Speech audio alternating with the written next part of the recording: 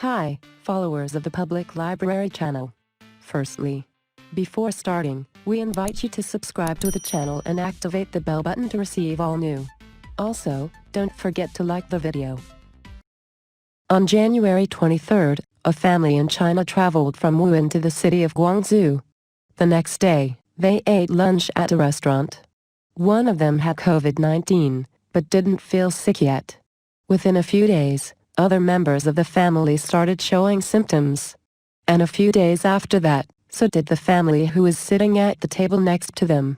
The family at this table also got sick. And researchers say this first person was the source of all these infections. Even though some of them were sitting almost 14 feet away. But the people eating at these tables didn't get sick. Why? An air conditioning unit right here kept the air flowing through this section of the restaurant. It circulated the virus from this person, through the air, to these other families. This story highlights something about the coronavirus that most of us are just starting to understand, its ability to travel through the air. And as public spaces open up, that's led to some big questions. Is it safe to go to the beach? What about a park?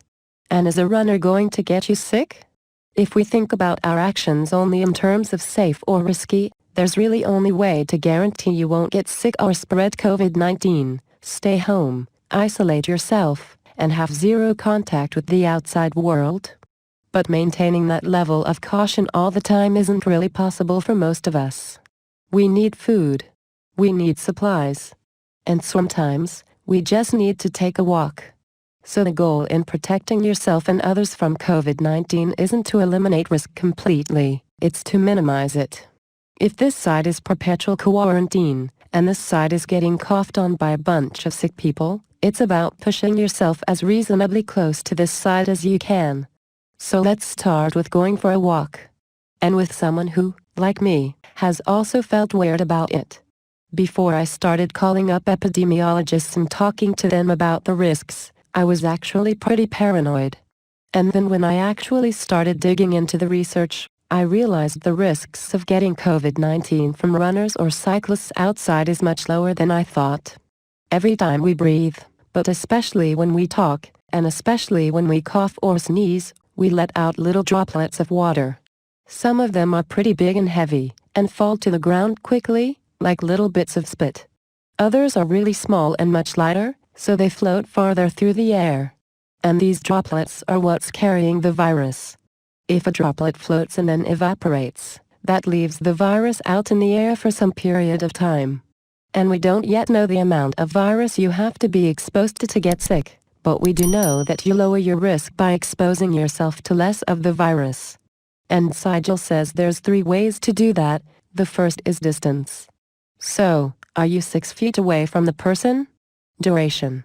Are you encountering this person for 1 second as they whiz past you, or are you around them for an hour? And ventilation. Is there a good airflow moving around you that can disperse any viral particles? Or are you in an enclosed indoor space where they are just going to stick around? The difference between how air moves inside versus outside is huge. To show that, I used this spray, which glows under a black light. I sprayed my test subject with it both inside and outside, from 3 feet away. Even though it wasn't windy, far fewer spray particles reached his shirt outside. The airflow was so much better at dispersing them.